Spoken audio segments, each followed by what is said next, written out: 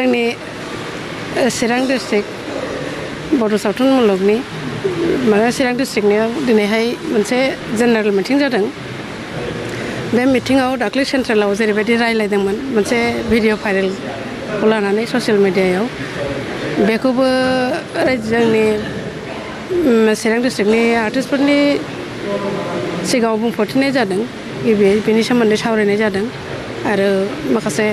बोसोनगिरिफोरनिफ्रायबो बोसोन लानाय जादों माबायदि जानांगौ माबायदि जानाङा आरो लोगोसेयै दा एलबाम बानायनाय बा सिनेमा बानायनाय बेफोराव माबायदि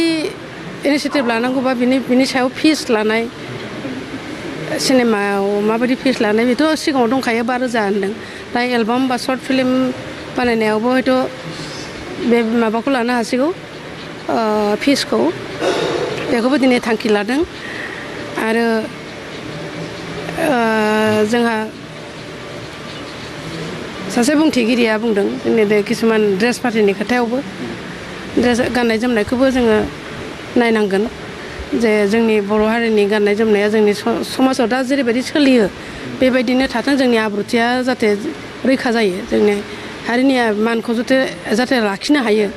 बे खोथाखौबो एसे सावरायनाय जादों। दा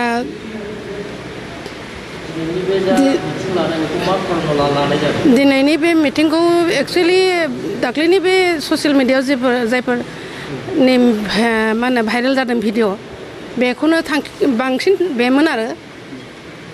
सावरायनाया दिनै बेहाय थांखिया दा बेबायदि जिनिसा जोंनि गेजेराव दाजाथों इयुननि समाव गोरोन्थिखौ खेबसेया बयबो मावो नाथाय जाहाथे बेखौ गोरोन्थि मावदों होननानै बारे बारे माने जावले दाय दामावथों निमाहा मोनबाय थायो होननानै दाय दामावबाय थाथों होननानै मोनसे थांखिबो लानाय जाबाय आरो बयखौबो गावनि इयुनखौ नायनानै आर्टिस्टफ्राबो गावखौ सामलायनो थाखाय बयबो माने नाजाथों होननानै मोनसे थांखिबो लानाय जाबाय। बे मिटिंजों मोनसे डिसिसन लादों थांखि लादों जे एबारनिफ्राय आगोलाव जाबाय बिसा एबारनिफ्राय जुदि सासे सिख्ला बा सेंग्रा लाइमोनबा आर्टिस्ट जानांगौबा एक्टर एक्ट्रेस जाफैनांगौब्ला जोंनो माखासे रोंगौथि एभिडेन्सफोरखौ लाबोनांगोन जेरै डान्स नङा होमबा ड्रामा नङा होमब्ला एक्टिं बेफोर गासैबो पारफेक्ट जानांगोन आरो बेजों लोगोसे एडुकेसनेल लेभेलावबो माने इडुकेटेड पार्सन जानांगोन बियो जानला मानला जोङो एक्टर एक्ट्रेस जाबानो जानो लुगैबानो जानो मोननाय बैफोरबायदि स्कपखौ जों दिनैनि डिसिसनाव लाबाय बेबायदिजों जोङो एबाराव लाय होनाय नंला आरो जायफोरनाखि आरो बिथांमोननि जेनाखि बेकग्राउन्ड कुवालिटि बिथांमोनहा लकेलाव माबादि माने मा होनो बेखौ बिसोरनि बेकग्राउन्डआ माबादि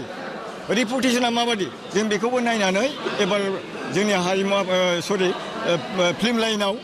आर्टिस्ट लाइनाव जों बिथांमोनखौ थिखांनाय जागोन आरो बे मानसिया जुदि समाजावनो मोजां मोनजाखायाब्ला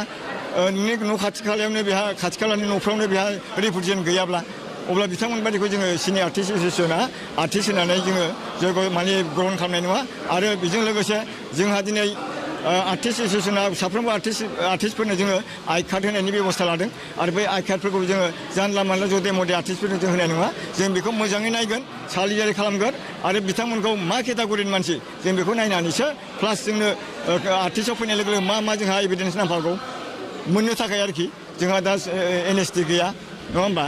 जेनेबा माने फिल्म सिटि गैया बेफोरनि थाखाय जों माखासे खामानिखौ मावफुंनो हायाखै दा बेफोरबादिखौ जों मावफुंनो थाखाय दिनै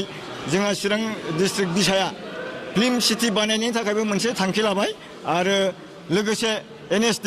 नेशनेल संगीत ड्रामा स्कुल खुलिनायबो जोंहा मोनसे थांखि लाबाय बेफोरखौ फैबाय थानाय समाव जोंनि सोलिफुनाय दा बिटिआर गभर्नमेन्टनि जेनोखि माने दैदेनगिरिफोर बिथांमोननिसिमबो जोङो बावैनो मेम'रेन्डाम होगोन आरो बेफोर खामानिखौ मावफुंनो थाखाय जोङो बिसाया हारिमु आफादखौ लाफानानैबाबो मोनसे डिसिसन लानानै जों बिथांमोनजों लोगो हमगोन आरो फैबाय थानाय समाव दानि मावफुंबाय थानाय माने मावफुं सरकारनि जेनाखि सोद्रोमाफोर जेनेबा EM GM जेनेबा CM बिथांमोनजों जों लोगो हमगोन बर' कालचारखौ माने आवगायलांबाय थानायनि आरो बर' सिनेमाफोरखौ जौगानायनि हाबाफारिखौ मावनो थाखाय बिथांमोनजों खावलायनाय जागोन। प्रडाक्सनाथ' दङ बुरजा दा आथिखालाव बेखौनो जों रायलायदों एक्सुवेलि आंना बादारि फिल्म प्रडाक्सन आङो आजि 21 बोसोर जाबाय फिल्माव खामानि मावनाया ओमफ्राय गुबुन गुबुन आंबो इसेबां एभेलेबल टाइम होनो हायामोन दासो गोदान गथ'फ्रा जोंखौ लेंहरदों बे सिनियर मानसिफोरखौबो साजेसनो थाखाय एसे नांगौ होननानै ओमफ्राय आं दा माखासे रजे फिल्म प्रडाक्सन बायदिसिना बे मोनथाम मोनब्रैसोखौ आं गोसोआव दङ आरो दा माने गोदान गोदान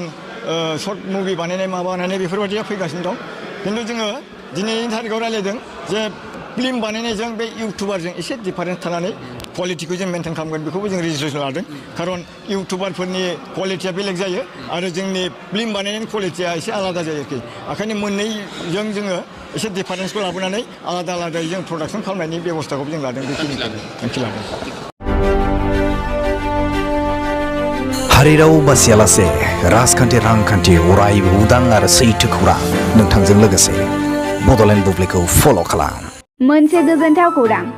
गोजोननि नोगोर क'क्राझाराव थानाय बाजार इन्डिया आरो MRM हस्पिटाल साखाथियाव बड'लेण्ड थेरापिस्ट सेन्टाराव थुब्ला ब्रह्मआ गुबुन गुबुन रोखोमनि सानाय सुनाय गोनां सुबुंफोरनि थाखाय फाहामथाय होनाय जायो जेरै जान्जि सानाय हान्थु सानाय गोदोना सानाय आदै सानाय आफादावदै सानाय जानजि जरा सानाय खर' सानाय सिनस्रि जरा सानाय बैफोरबायदि सुबुंफोरनि सानायफोरखौ फाहामथाय होबोगासिनो दं सोरबाफोर बे बेरामाव गोग्लैनाय सुबुंफोरा बे खाबुखौ लानो हागोन गोबां मिन्थिनो थाखाय नैबे जानबुं नङाव फन खालाम 9974030738